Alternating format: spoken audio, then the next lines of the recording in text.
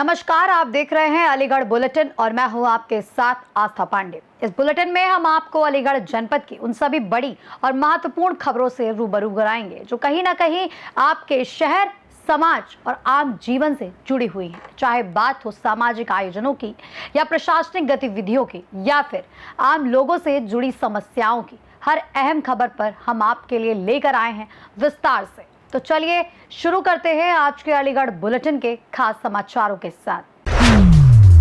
खबर अलीगढ़ से है, जहां एक जनसभा के दौरान भाजपा सांसद सतीश गौतम ने महिलाओं के साथ लूट और छेड़छाड़ की घटनाओं पर कड़ा बयान देते हुए कहा कि ऐसी हरकतें करने वालों के खिलाफ सख्त कार्रवाई की जा रही है और ये योगी सरकार है। वहीं इस बयान पर प्रतिक्रिया देते हुए पूर्व सांसद विजेंद्र सिंह ने उन पर निशाना साधते हुए कहा कि वो उन्हें सांसद ही नहीं मानते और उनके बयानों को गलत और विवादित भी बताया।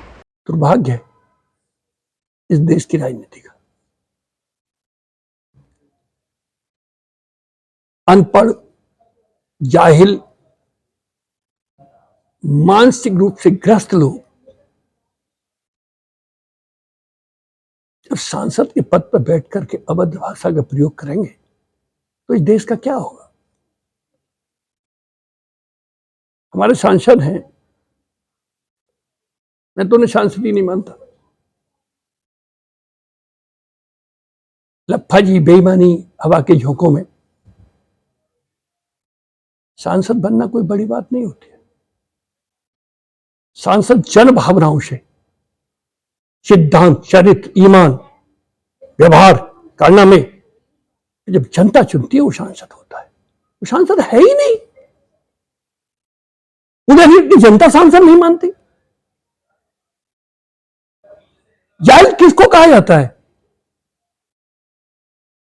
मैं इस देश के नमाज नहीं जानता किसे कहता हूं।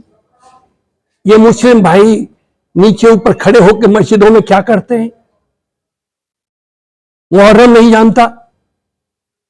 क्या कहा क्या कहा क्या कहा, उन्हें यही नहीं पता था कि आज ईद है। वो कह रहे थे मैं दीपावली में बोलता हूं। जिस व्यक्ति को यह नहीं पता हो कि आज का त्योहार है क्या, कैसा सांसद? ये केवल इस भाषा को कौन बोल सकता है? ये पूरे देश की जनता की अदालत, जनता जानती है। ये जाहिल लोग होते हैं, बिना पढ़े अनपढ़ होते हैं, अज्ञान होते हैं या मानसिक रूप से ग्रस्त बीमार हो चुके हैं, ये उन लोगों की भाषा है। और उनमें हिम्मत है तो अपने आका देश के प्रधानमंत्री से पूछे कि बोरा ग्रुप की मस्जिद में जाकर के वो उनके इमाम के साथ धरती में बैठ करके क्या कर रहे थे,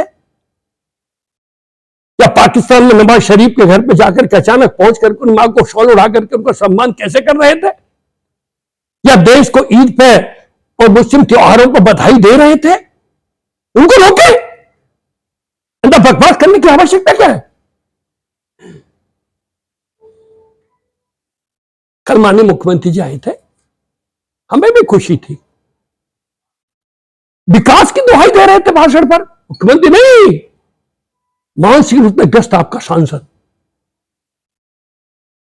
मैं तो नाम भी भूल जाता हूं क्या नाम है, लेकिन इतना कहूं कि बताए विकास में कि साथा चीनी मिल के बारे में दो शब्द किसी ने बोले? क्या यूनिट लगाने का ऐलान हुआ?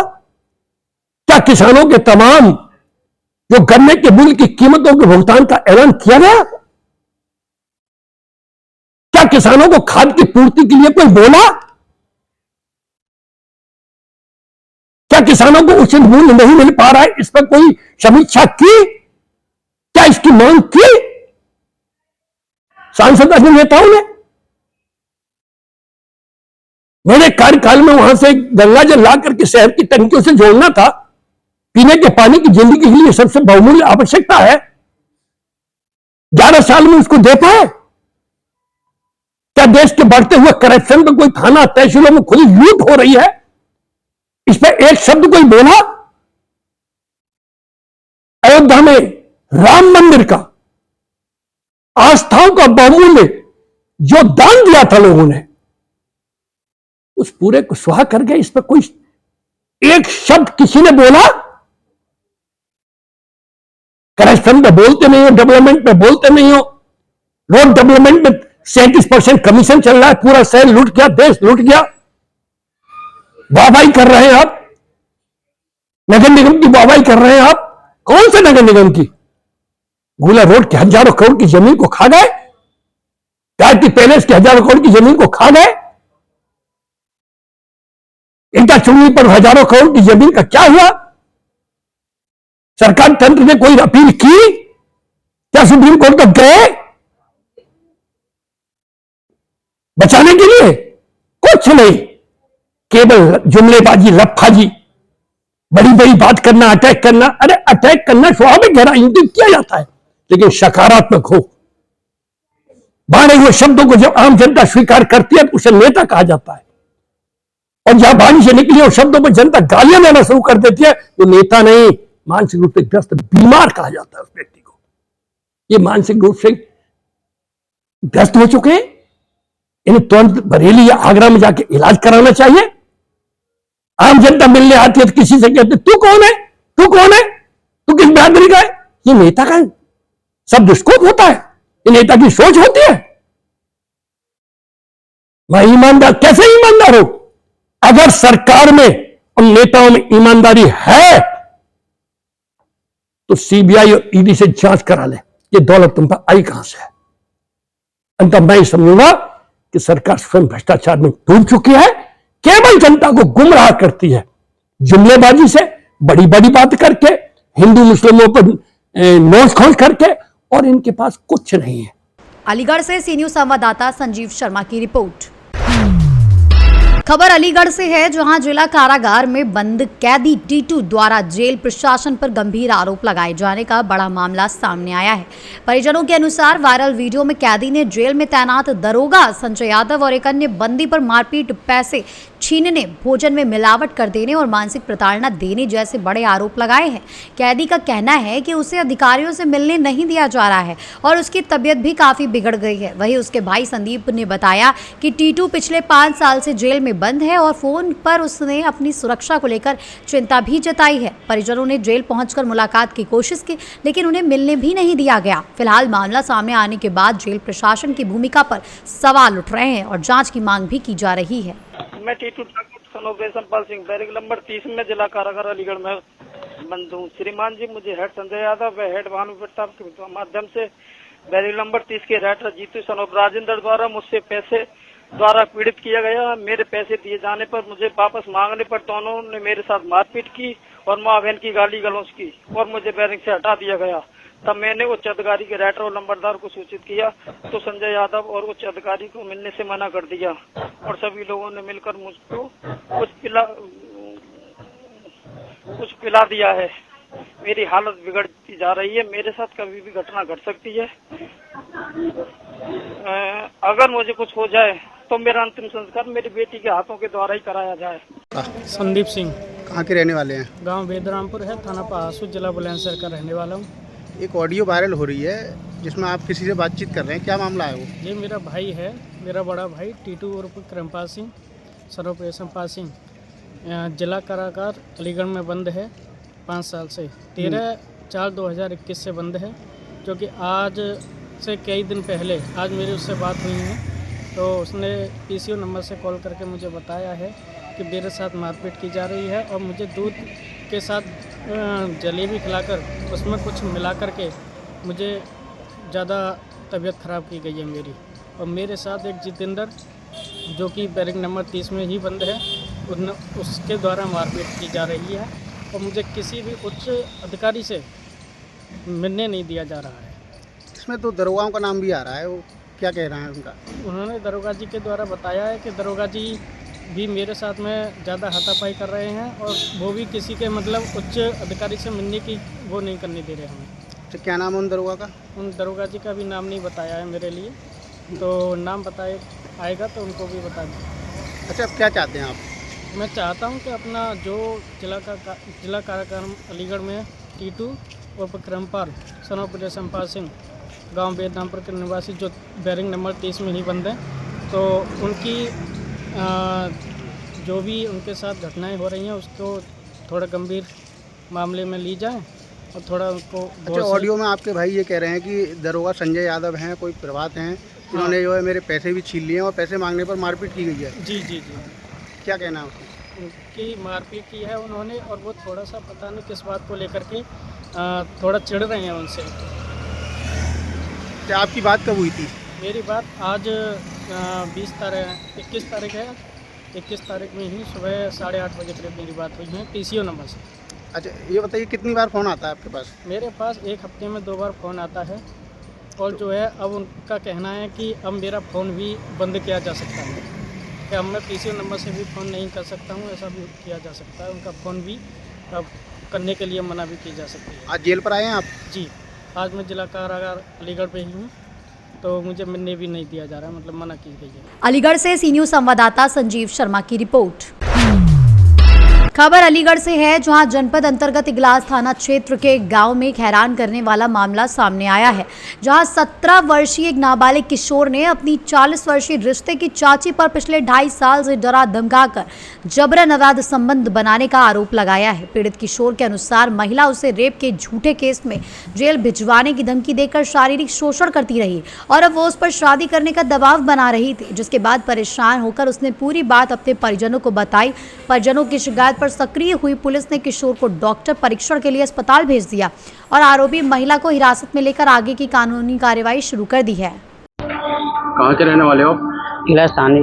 क्या घटना हुई है, घटना बताओ पूरी। घटना हुई है सर, हमारे गांव की पड़ोस में एक चाची लगती थी, तो अब मैं खेत पे काम करने जाता था, तो वो वहाँ पर आ जाती थी, तो मुझसे छेड़खानी की थी। तो ये मामला 2.5 साल चल रहा है। तो फिर उन्होंने मुझे अपना नंबर दे दिया, तो फिर मेरे साथ तो छेड़छानी की। वो 2-3 पैर में बुलाया, मैं जाता नहीं था। तो फिर वो कहती थी कि अगर तू मेरे पास नहीं आएगा तो मैं चौकी में रिपोर्ट कर दूंगी या मुकदमा लिखवा दूंगी। तो फिर बताओ। बाकी हाँ, फिर वो बोल रही कि मुझे तो शादी कर ली, फिर मैंने अपने घर वालों को बता दी। कब बताया आपने घर वालों ऐसे को? 10 दिन पहले। अच्छा, हाँ, तो ये कब से रहा सिलसिला तुम्हारा? ऐसे 2.5 साल से। 2.5 साल से? हाँ। संबंध वगैरह भी बनाती थी? हाँ, छेड़खानी की मेरे साथ। रिलेशनशिप में थे क्या? हाँ। रिश्ता बनाते थे मियाँ बीवी वाला? ना। वो रिश्ता नहीं बनाते थे? सर वो बनाती थी मेरे साथ। वो हाँ बनवाती थी साथ हाँ, में? कि मेरे साथ शादी कर ली। मैं मना करता था, मैंने कहा मैं शादी नहीं करूँगा।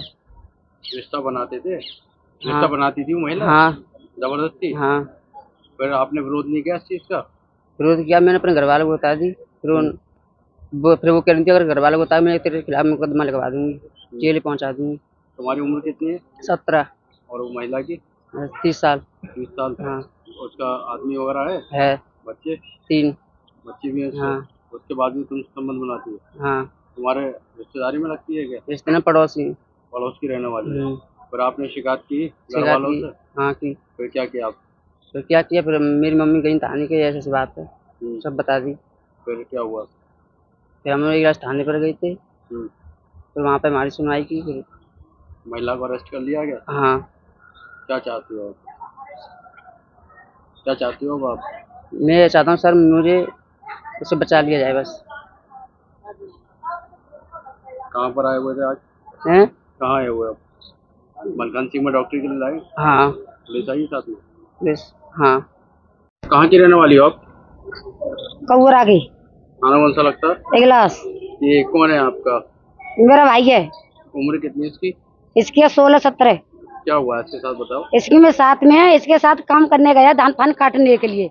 यानी इस पे तो लंबा ले लिया, इसके फोन में से लंबा ले लिया, तू कह तो मुझसे शादी करेगा नहीं तुझे जेल में फंसवा दूंगा, तेरे पानी तो पापा करवा दूंगा, मुझसे कोर्ट में रज कर। कौन कहता है? जी कहती है चाची, उम्र महिला कितनी चाची? चाची की उम्र है 40 साल की। 40 साल की? हाँ, तुम्हारे भाई की? भाई की 16-17 साल। इस पर 4 बच्चे हैं कब से चल रहा है मामला? जी, हो गई 1.5 साल से। 1.5 साल से? हाँ। अब संबंध नहीं बना रहे? असंभव बनाया अभी। अब बात खोली हमने अपने भाई का भेजा कि भाई तू परदेश काम करने चल। भेजा जब जी अब बोली कि मैं फांसी लगा के मर जाऊंगी, परदेश नहीं जाओगे। जब जी बात खुली अब आपके भाई ने क्या बताया? भाई ने बताया कि मैं इससे शादी नहीं करूंगा, इसने फंसा रखा हूँ कि तू मेरी धमकी में रहे, तू मेरी धमकी नहीं रहेगा तो तुझे जेल करा दूंगी, पानी का पप्पा करवा दूंगी, मेरी धमकी में रह तू। इसने डर पा रखा अपने साथ में ले ला जाने, किसी ने करवा दिया जाने कछु भी। तो महिला अवैध संबंध में थाना कौन सा लगता है? अगला अच्छा, ये बालक कौन है आपका? मेरा बेटा कितनी उम्र है इसकी? 17 साल की है। क्या हुआ है, घटना बताओ पूरी। अब पूरी जो है मेरे घर पे आती, मैं मना करती, बेटा नहीं आना, देख मैं तू फंसवा देगी कि मैं ऐसे को जेल करवाऊंगा, इसके साथ रहूंगा। नहीं बेटा ऐसा मत करना, नहीं ऐसे ही करना है मुझे। कौन कहता है? ये खेती महिला, है? ये बहू के, महिला? हाँ महिला खेती। कौन है महिला? आपकी कौन है, रिश्तेदार है? ना दौरानी है।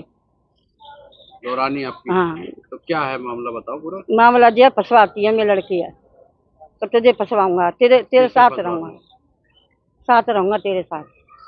साथ रहूंगा? हाँ जो करते साथ रहूंगा, मैंने कि हम नहीं रहते। किसके साथ रहेगा, कौन रहेगा, पूरी बात बताओ। महिला कह रही है, महिला कह रही है जो लड़के के साथ रहूंगा मैं। तुम्हारे बालक के? हाँ तो महिला उम्र कितनी है? वो तो 3 बालक हैं वहाँ पे, खूब बड़े बड़े। अच्छा, हाँ आदमी है उसका? हाँ आदमी, सास ससुर नंद सब कछु है। सब है। तो तुम्हारे बेटे को शादी करना चाहती है? हाँ। अलीगढ़ से सी न्यूज संवाददाता संजीव शर्मा की रिपोर्ट।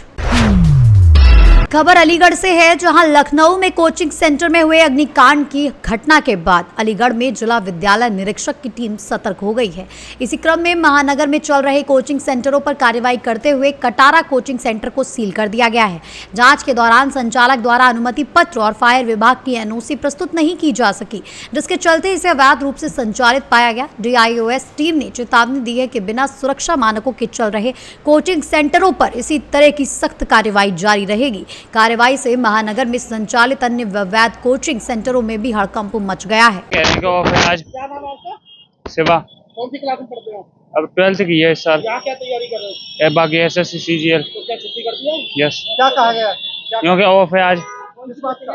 पता नहीं, कौन सी कोचिंग कौन सी है? कटारा। कितने बजे से क्लास लगती है आपकी? 2 से 5। अच्छा, तो क्या कह रहे हैं इस समय, क्या कह रहे हैं? अभी हमने ऑफ बता दिया है, आज की छुट्टी है। छुट्टी आज की? अच्छा, कल को आपको कल से नहीं, अभी हम मैसेज किया है शायद, अभी बता रहे थे। अलीगढ़ से सी न्यूज संवाददाता संजीव शर्मा की रिपोर्ट। खबर अलीगढ़ से है, जहां लखनऊ में कोचिंग सेंटर में हुए भीषण अग्निकांड में 15 छात्रों की मृत्यु के विरोध में अलीगढ़ में कांग्रेस कार्यकर्ताओं ने तस्वीर महल से घंटाघर तक कैंडल मार्च निकाला। इस दौरान मृतक छात्रों को श्रद्धांजलि देते हुए शोक संवेदना भी व्यक्त की गई। युवा कांग्रेस के पूर्व प्रदेश सचिव राजा भैया ने प्रभावित परिवारों को उचित मुआवजा देने की मांग करते हुए अवैध कोचिंग संस्थानों की जांच कर उन्हें भी सील करने और बेसमेंट में चल रहे कोचिंग सेंटरों पर सख्त कार्रवाई की आवश्यकता बताई। इस दौरान नरेंद्र सिंह, वार्षिक, तारिक चौधरी, सुहेल मुसर्रत, नदीम खान आदि छात्र भी मौजूद रहे। लखनऊ के अलीगंज में जो कोचिंग इंस्टीट्यूशन के अंदर जो अग्निकांड हुआ है, उसमें जो छात्रों की जान गई है, उनकी शांति, आत्मा की शांति के लिए हमने कैंडल मार्च निकाला है।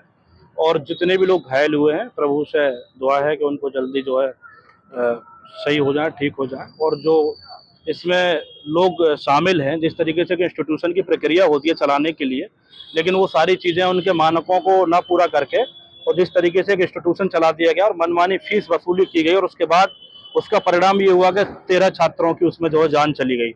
तो इसका जिम्मेदार कौन है? अब हालांकि आंकड़े 15 हो गए हैं, तो इसका जिम्मेदार कौन है? सरकार कुछ लोगों को सस्पेंड करके या बिल्डिंग को जमींदोज करके ये कहते कि साहब हमने दोषियों पर कार्रवाई कर दी, तो ये उचित नहीं है। जो असली जिम्मेदार हैं वो कौन, उन पर कार्रवाई होनी चाहिए। मुख्यमंत्री ने SIT बना दी है, तो अब क्या? देखिए, SIT कई मामलों में रही है और वो मन मुताबिक, सरकार के मन मुताबिक ही रिपोर्ट सौंपती है। लेकिन मेरा मानना ये है कि लखनऊ कांड के अलावा जितने भी जिले हमारे यहाँ यूपी में आते हैं, उन जिलों में प्रत्येक जिले के अंदर तमाम इंस्टीट्यूशन बेसमेंट के अंदर चल रहे हैं, तमाम कोचिंग सेंटर बेसमेंट के अंदर चल रहे हैं, स्कूल भी बेसमेंट के अंदर चल रहे हैं। लेकिन उस पर कार्रवाई कब होगी? क्या वो लोग भी किसी बड़ी घटना का इंतजार कर रहे हैं? क्या वो भी ये चाहते हैं कि साहब लखनऊ जैसी घटना यूपी के प्रत्येक जिले में हो जाए? और इतनी सख्ती के बावजूद भी अगर ये शिक्षा माफिया इन छात्रों के प्रति इस तरीके का व्यवहार कर रहे हैं, तो इससे ज्यादा डूब मरने का मुकाम कोई नहीं हो सकता।